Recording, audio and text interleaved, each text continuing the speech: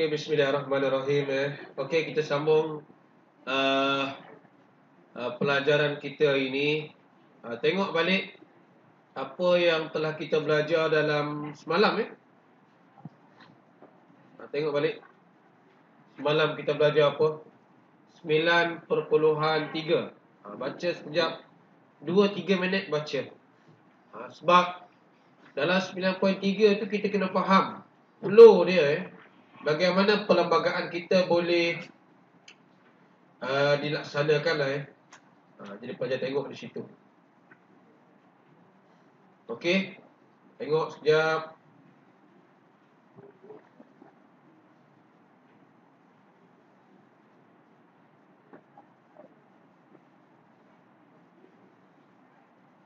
Okey, kerana tajuk kita ini adalah tajuk subtopik yang terakhir. Dalam 2 minggu kita habis bab ni lah. Kita tak nak kata kita lewat, tapi kita agak sedikit terlewat dan terlambat banding kelas di sekolah lain lah. Dia orang dah masuk bab 10. Baik, sila tengok tajuk kita ini. Saya akan bagi latihan hari ini. Dan kita akan tengok sedikit kertas satu. Tajuk kita ini. Tengok tajuk. Okey, tengok tajuk kita. Soal tu. Kalau tak nampak juga tak tahulah. Ada yang tak nampak ke? Baik, dalam 9.4 ni kita nak tengok hasil daripada perlembagaan ataupun Suruhanjaya REIT yang telah didapat memorandum, dia telah dapat pandangan. Hari ini apa hasil dia? Kita nak tengoklah. Dan untuk pengetahuan anak-anak, inilah perlembagaan kita ini. Perlembagaan kita yang dibina, dirancang, digubal, dirangka oleh pakar-pakar daripada luar yang mengambil pandangan dan sensitiviti setiap kaum. Itu faham Baik. Kita tengok yang pertama itu. Kita tengok pada program pertama dekat nota awak, tolong tengok. Bila dia ditandatangani? Okey, ini tarikh dia. 5 Ogos 1957. Tarikh ni mestilah sebelum merdeka. Kita kena ada undang-undang yang tetap mampan. Apa tu maksud mampan? Mampan. Apa maksud mampan? Mantap kan? Supaya kita nak undang-undang kita ni dihormati oleh orang luar. Baik. Ini kita panggil sebagai Perjanjian Persekutuan Tanah Melayu. Ini kita panggil dia. Baik, soalan tanya, apa yang ada dalam perjanjian ni? Okey, tengok. Saya tulis soalan atas. Apakah yang terkandung dalam Perjanjian Persekutuan Tanah Melayu? Okey, soalan senang aja. Dia minta 4 markah. Cuba tengok sekejap. Dia minta sini. Jawapan kita di bawah ni. Okey, mula situ Tengok apa jawapan kita. Perkara yang terkandung dalam Perjanjian Persekutuan Tanah Melayu ialah tentang apa? 1. Pengamalan Raja Berperlembagaan. Raja Berperlembagaan maksudnya yang di Persatuan Agong. Sistem demokrasi berparlimen. Semalam kita dah belajar. Ada berapa dalam sistem demokrasi kita semalam? Saya terangkan 2 semalam. Senator dan juga pilihan raya, YB. Senator tidak dipilih melalui pilihan raya. Kewarganegaraan kita macam mana? Ikut jus soli ke atau tidak? Kita tengok Okey. Kedudukan istimewa orang Melayu dan kaum lain. Okey, sampai situ berapa pakar dah? Cuba tengok. 1, 2, 3, 4. Okey. Kedudukan agama Islam dan bahasa. Markah kita tadi 6. Jadi kalau kita tengok, ada berapa poin di situ? 6.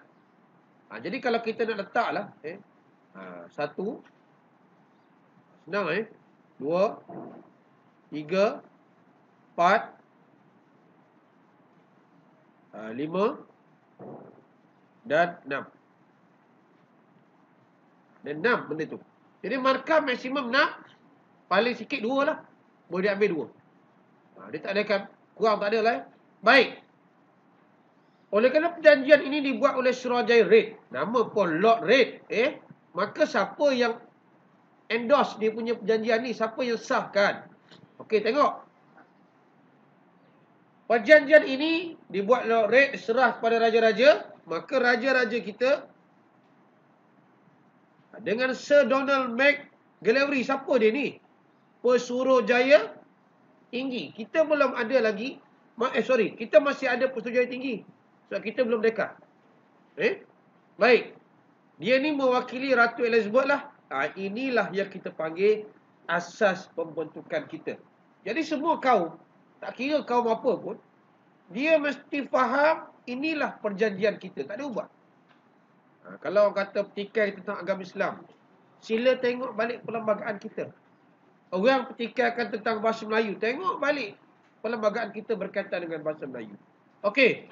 Saya bagi masa 1 atau 2 minit, tolong baca sekejap nombor 1 dengan nombor 2. Baca sekejap. Tengok betul. Sebab tingkatan 4 ni di detail berbanding abang-abang kita tingkatan 5 yang belajar bab ini. Okey. Hari ini ditajuk oleh Nescafe Nescafe tajuk kan. Kena makan lah They proud to be Tiwarian. Tengok. Okey. Baca sekejap supaya kita nampak setiap satu itu fakta huraian. Fakta huraian. Okey. Saya letakkan warna merah ini sebagai fakta lah. Ini fakta. Okey. Tengok sini tentang pengamalan sistem raja berperlembagaan. Pelajar kena faham. Itu raja perlembagaan. Dan sistem demokrasi berparlimen. Baik, ada 2 sini betul? Ada 2 ni. Sebab kalau tengok di atas tadi, raja berperlembagaan, demokrasi berparlimen. Betul? Okey. Kita tengok di sini.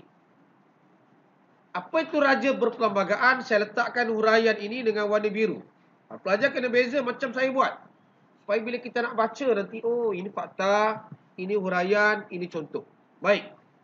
Raja sebagai yang di-Pertuan Agong. Kita dah belajar dah. Berapa tahun sekali? 5 tahun sekali. Dalam bab subtopik sebelum ni kita belajar dia ikut ke kanan. Apa maksud ke kanan? Semalam saya dah sebut. Senior lah dia antara orang yang lama lah. Ikut sistem urutan kita lah. Sistem penggiliran. Seperti yang termaktub. Okey. Kalau pelajar tengok sini, yang di-Pertuan Agong 5 tahun. Semua huraian ni yang ada dalam perlembagaan persekutuan. Kita baca sikit. Ini bahasa lama lah Kita masih boleh baca, pelajar. Nampak?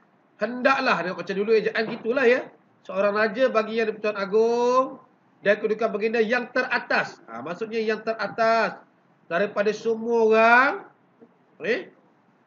Dilantik situlah. Pemaisuri Agong digelar Raja Pemaisuri yang darjatnya hendaklah berikut kemudian daripada yang Pertuan Agong yang teratas. Masuk bawah sikit lah Dan sebagainya pelajar boleh baca di sini. Nampak? Ini adalah ceraian daripada Perlembagaan Persekutuan Tanah Melayu. Lepas ni kita tengok apa yang ada dalam ini. Kita buka QR code sekejap Perkara 32. Bermasuk di sini ada berapa huraian? 1. Huraian 1A. Huraian 2A. Huraian 3A. Mungkin ini ialah fakta 1 dan fakta 2. Fakta berapa? Okey. F1 dan F2. Jadi menerangkan tentang huraian F1 saja. Dapat berapa markah? 5. Banyak. Makan 6. Cukup dah 1 je. Kalau kita nak hafal Baik. Yang ketiga. Kewarganegaraan. Saya gunakan warna green. Kita nampak sebelum ni kita belajar warga negara kita melalui prinsip apa? Prinsip apa sebelum ni? Jus soli. Berasaskan jajahan British tinggal berapa lama dan ada syarat-syarat lain. Baik, kita tengok apa syarat yang dia letak. Ini yang diminta oleh masyarakat di tanah Melayu yang dibantah oleh UMNO sebelum ini. UMNO bantah kalau kita tengok balik apa yang kita belajar dalam sini, nampak soal warga negara. Ni pelajar kena faham ni. UMNO dia bantah tentang prinsip jus soli. Dan orang Cina pula dia minta berasaskan kelahiran. Daripada sini, adakah orang putih 5 orang tadi? Bukan orang putih 5 orang. Orang putih 3 orang. India seorang. Pakistan seorang. Dengar tak dengar? Yang berada dalam Suruhanjaya Red. Maka kita tengok. Apa dia buat? Setiap orang yang dilahirkan. Betul pada atau selepas hari merdeka. Dia akan jadi warga negara. Maksudnya lahir di tanah Melayu, automatik jadi warga negara lah. Betul lah. Macam common lah. Walaupun bapa Indon, mak Bangla, automatik jadi rakyat Malaysia. Okey. Dia, okey. Ini huraian. Berapa dah ni? Fakta berapa ni? F3. F3. Ini huraian 3A. Good. Baik. Diberi dengan 3 cara. Huraian kedua. Diberikan dengan 3 cara. Lepas itu semua contoh. Okey. Ini ialah huraian 3B. Okey, baik. Macam mana kita tengok contoh? Contohnya. Kalau kita dapat ingat semua, baguslah. Tapi, oleh kerana budak-budak baru nak up ni, dia tak akan ingat semua. Dia ambil mana yang paling mudah, pantas, cepat. Kita hari ni semua nak cepat je. Nak makan pun segera. Masak Maggi pun Maggi yang tak nak pedas sikit, belilah yang Korea je sekali makan 2 kali teguk ayam tu Satu makan muak ayam. Baik tak payah makan penuh ayam dengan Maggi. Apa nama Maggi pun tak tahu anak saya makan tu. Sedap apa? Sedap apa? Satu jak ayam saya tengok. Ais lagi. Macam mana nak makan? Tapi nak segera kan. Tidak nak masuk cili, nak tumbuk payah Itu yang buasir. Ramai orang kita kan datang. Itu tak apalah, semua segera nak cepat kan. Okey, baik. Penguatkuasaan undang-undang. Okey, saya letak ini warna lain ni. Ini ialah fakta. Ini adalah contoh.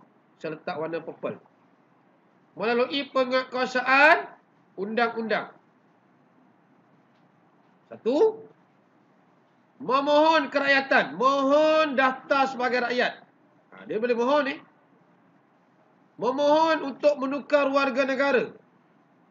Atau naturalisasi. Ini macam memodok pembola tu apa? Sumareh. Dia naturalisasi lah. Naturalisasi. Orang luar kan, dia mohon menukar warga negara. Nak sebut payah jadilah warga negara Malaysia. Boleh wakil Malaysia. Udah wakil Malaysia. Main apa? Main tai pula. Lantak dia lah Yang penting itu syarat kita tahu. Jadi, yang paling mudah, 3 ni mana kita nak ingat? Ingatlah Sumareh. Ingat Sumareh. Ingat naturalisasi. Dapat 1 markah. Habis? Faham kan? Oh, jawapan ini Sumareh. Jangan tulis Sumareh. Jangan tulis Sumareh. Tulis ingat saja, ingat. Senang.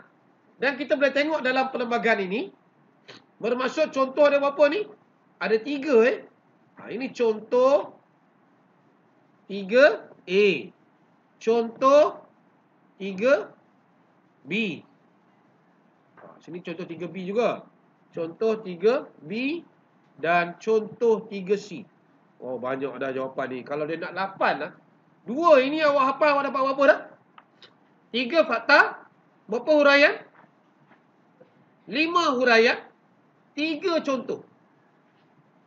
Sudah dapat 5 tambah 3, 8. Tambah 3, 11. Sudah cukup dah. Tapi kena tengok semua Okey, tengok. Nak minta jadi warga negara. Cuba baca sekejap. Awak ni orang luar. Maksudnya sekarang ni mungkin awak ni orang Nepal lah. Awak orang Nepal. Awak nak minta jadi warga negara. Persyarat, tengok baca itu. Ini maksudnya nak jadi warga negara. Okey.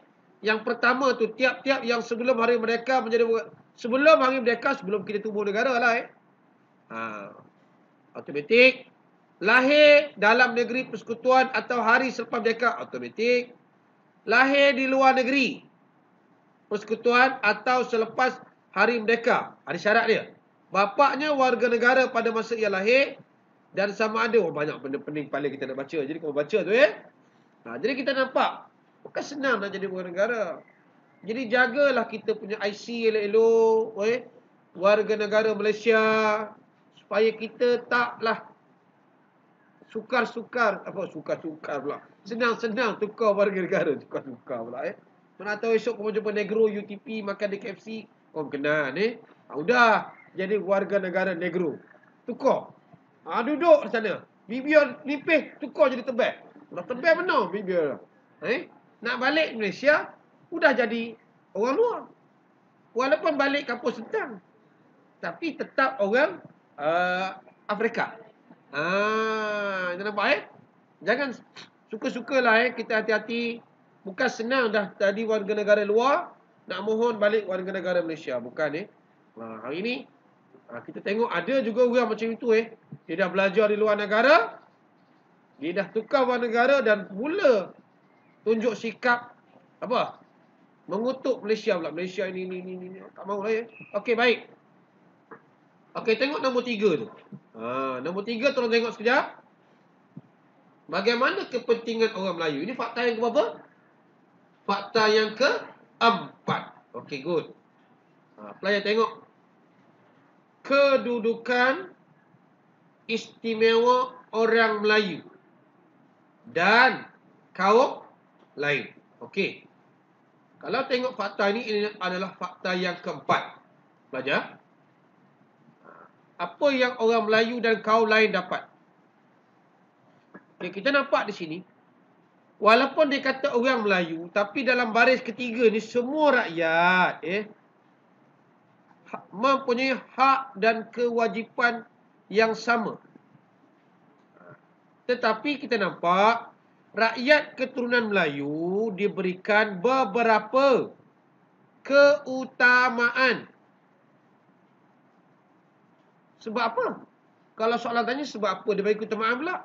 Saya pun lahir sebelah rumah dia. Sebab dia ini ialah rakyat asli tanah Melayu. Rakyat asal tanah Melayu. Jadi kita nampak di situ. Kaum lain sama Mereka tetap dipelihara, nampak sini dipelihara dan dilindungi. Kita jaga semua. Siapa yang lindung kita? Yang di-Pertuan Agong lah. Kalau tak percaya tengok 153 ni. Perkara 153. Selalu awak dengar orang cakap, jangan kita main-mainkan perkara 153. Jangan kita pertikaikan perkara 153. Apa dia perkara 153? Inilah. Tengok, baca sekejap. Hari ni kita belajar macam belajar undang-undang hari ni. Kau mana jadi peguam hari ni. Nampak? Perkara 153 ni. Kena faham. Okey. Jangan kita pertikaikan. Jangan kita memperlekehkan. Macam orang kita semalam memperlekehkan SU Kementerian Kesihatan kan. Dia lukis gambar bukan-bukan. Dah kena tangkap polis. Malu je kan. Nampak? Okey. Dan yang terakhir, kedudukan agama Islam yang bahasa Melayu boleh baca lah Okey.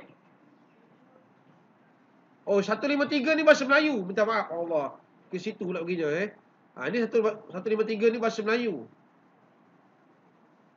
Silap tadi nampak. Ini sepatutnya di sini. Hak orang Melayu dan bahasa Melayu sekali sini. Ini sekali lah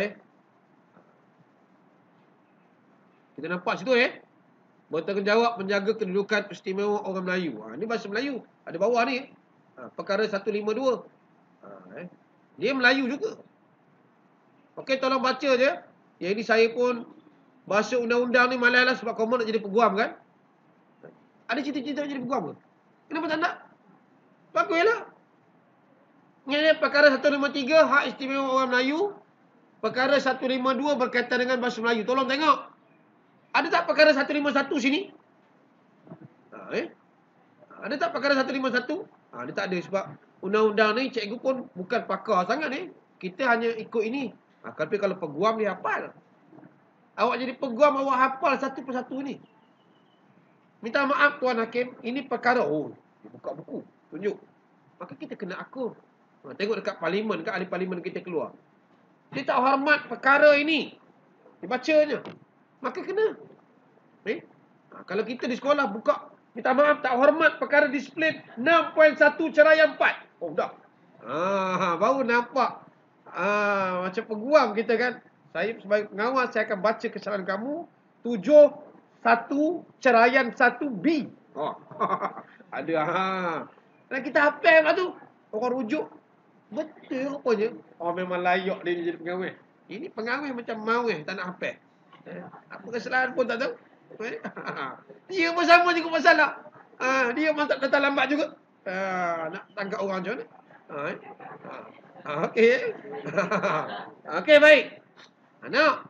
Kedudukan agama Islam. Agama Islam sebagai agama rasmi. Agama lain juga digunakan. Ini penting di bahasa Melayu ni. Bahasa Melayu sebagai bahasa kebangsaan. Ini gunalah bahasa Melayu. Cakaplah bahasa Melayu. Tapi tengok wartawan-wartawan kita sewaktu dengan isu kesihatan ditanya, cakap bahasa Inggeris kan? Gunalah bahasa Melayu sebab orang nak tengok kita dalam satu majlis rasmi. Tak kisahlah kamu daripada wartawan mana pun. Jadi kamu rakyat Malaysia, gunalah. Pada saya lah, kita patutnya agungkan bahasa Melayu ini. Cakaplah Okey. Akhirnya kita nampak inilah yang pelajar kena ingat. Okay. Yang pertama tengok balik kat tapal kita buku sudah je. Yang pertama tadi apa kita belajar? F1. Raja berperlembagaan. Demokrasi berparlimen. 3. Kewarganegaraan. 4. Agama hak istimewa orang Melayu. 5. Agama Islam. 6. Bahasa. Senang je nak hafal sebenarnya. Fakta. Kalau soalan itu fakta, awak akan dapat 6 fakta. Tapi cuma huraian lah. Huraian itu yang akan menyebabkan kita terkolap sikit dapat markah tu. Orang Terengganu tahu, kita terkolap pun tahu. Tak tahu tak apa. Kita tanya Alif lah. Apa itu terkolap? Baik. Tengok, baca sekejap. Habis kita bab ini. Kita flashback balik. Apa yang kita belajar? Usaha rundingan kemerdekaan.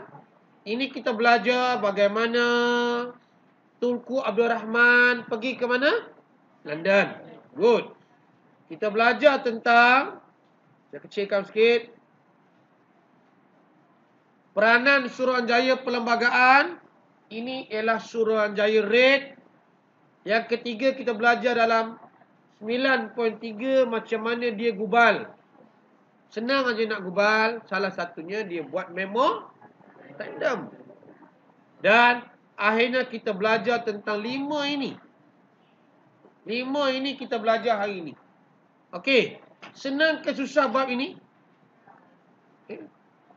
Jadi senang ke susah? Itu saja. Pada pandangan awak lah. Cuba kita tengok sedikit soalan. Ini gambar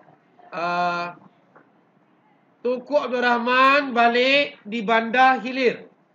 Bandar Hilir. Dia balik lah Okey, kita tengok bagaimana suasana, berapa orang sambut. Kita ingat balik. Sambut ramai ni. Yang hantar je dah 10,000. Okey. Okey. Dan daripada sini kita tengok lagi. Ini adalah gambar rundingan ke London. Sorry. rombongan London. Ini yang mengantornya 10,000 orang. Ini waktu mengadakan ini ikut kronologi Dia ikut kronologi satu persatu. Dah kita nampak situ Dan cuba tengok soalan kita tu. Cuba tengok sekejap. Cuba tengok soalan, jangan buka buku. Awak fikir sekejap. Kita nak cuba jawab kertas satu ni. Pengenalan Persekutuan Tanah Melayu ini menggantikan Malaya Union. Dan pilihan raya 1955 yang Parti Perikatan menang. Okey, tengok. Dia tanya apakah kesan? Apakah kesan dia?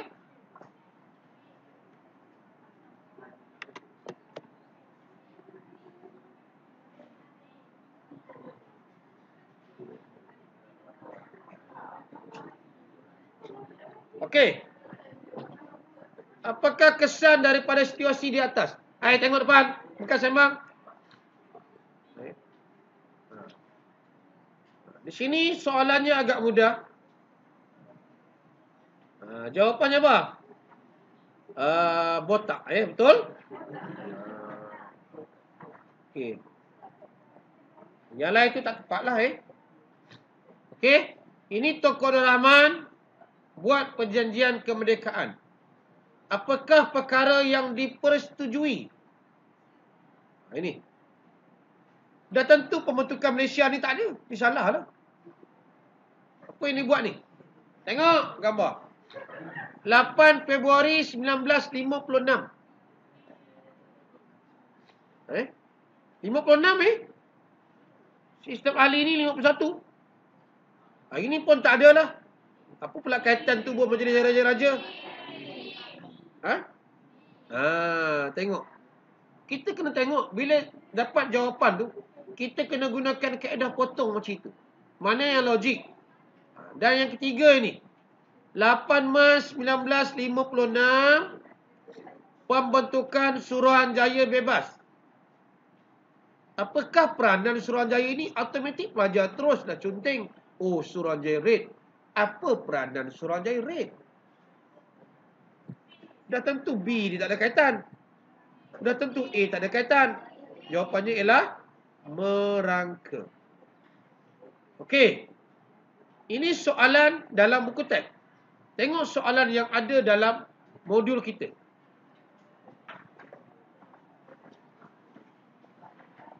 Okey. Walaupun dah ada jawapan, tak ada masalah. Cuba tengok sekejap.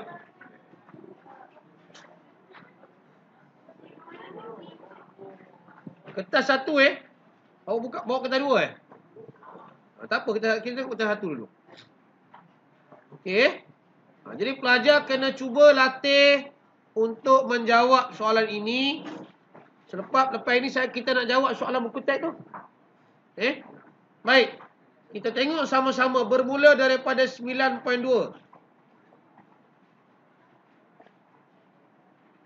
Berapa orang yang betul step kertas satu ni? Kena cuba jawab Cuba jawab dulu. Jangan tengok jawapan dulu, cuba jawab. Baru tengok jawapan. Cuba dan jaya. Okey, cuba jawab dulu. Dan kita tengok juga kertas dua barulah kertas dua kita nak tengok.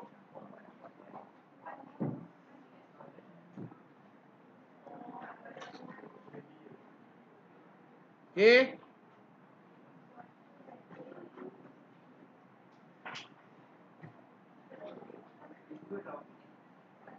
Okey, cuba jawab dulu.